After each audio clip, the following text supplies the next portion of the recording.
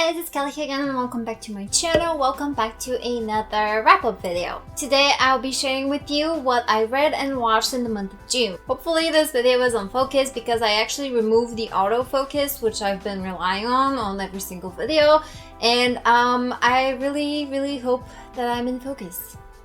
First up, I'll be wrapping up the books that I read, and unfortunately I only have one for this month, and that is The Bone Witch. I listened to it as an audiobook and I gave it 3 out of 5 stars on Goodreads, though it's a high 3, kind of like a low 3.5, somewhere around that rating. I really enjoyed the book. I do have some issues with it and I'm still debating whether I should do a separate review on it, just because I want to review books more in detail in separate review videos and not just my wrap-ups, just so I can get all of my coherent thoughts out in one take, basically. This book follows our main character Tia, who is 13 at the beginning of the book, and she discovers that she has a special ability. She is what is considered in her world an Asha, and she can actually channel a specific type of magic. She comes from a big family. I believe they were farmers, not really sure. She has a couple of sisters and a couple of brothers, and if I'm not mistaken, she was like the youngest kid. Something unfortunate happens in her family and she ends up discovering that she has very dark magic within her. Her magic, although different from all of the others, is actually dark magic, and she is called a Bone Witch.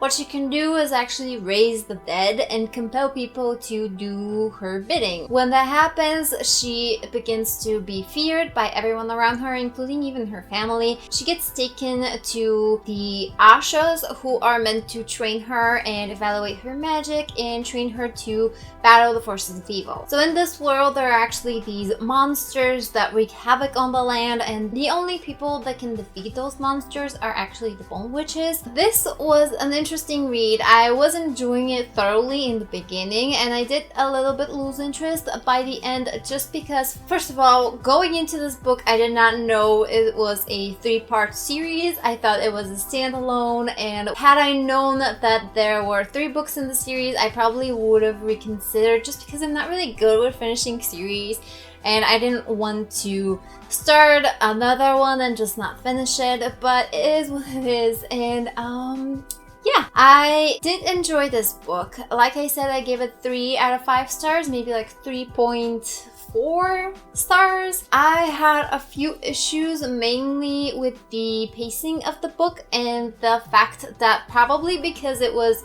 the first book in a 3-book series, it kind of stretched out a bit, and there was a lot of talk about girly things like dresses, hair, and hair accessories, jewelry, and all things like that, which is not bad, but I felt like if there were like 200 pages just about dresses, there was like 100 pages about magic and battle monsters, so that was something that I personally had an issue with. Maybe the book is just targeted more towards younger girls. I definitely felt like it was a bit too girly, at least for me.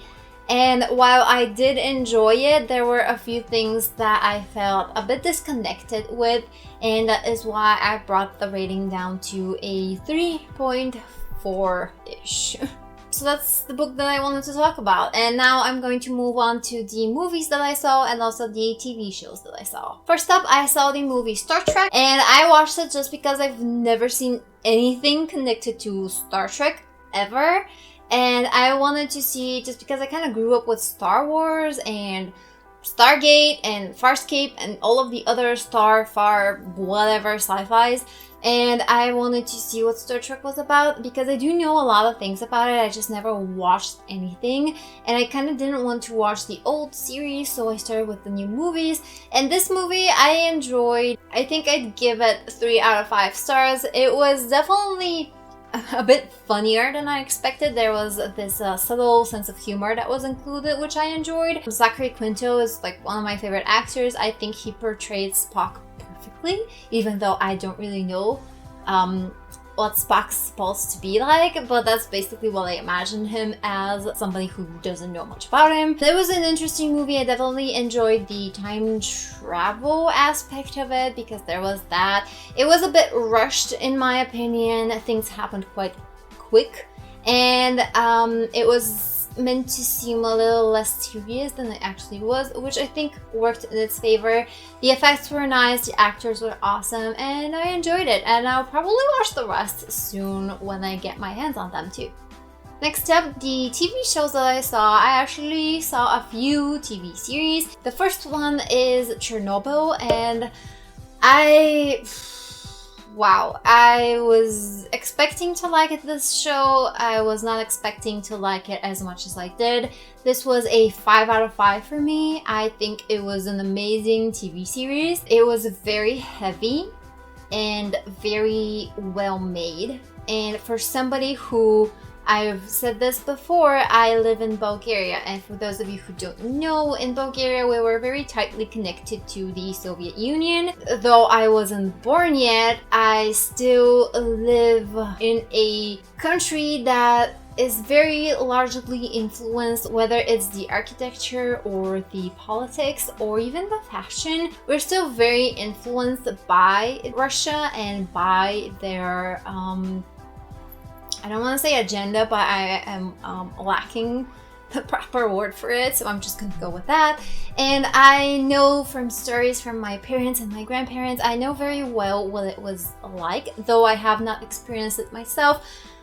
Knowing what I know, seeing it portrayed in the show just kind of proves to me that it's very well made and a lot of detail and research was put into this show.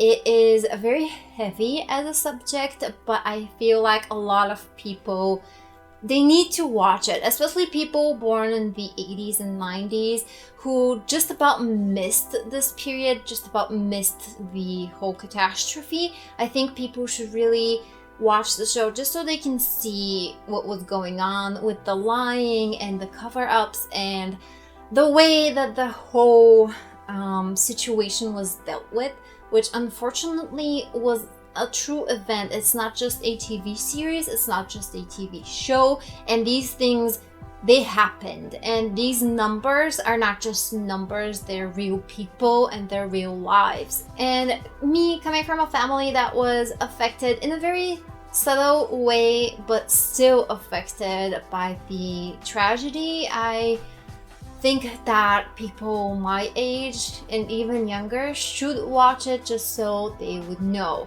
Like I said, this was an amazing show. I feel like there was a lot of detail and research put into it, and just go watch it.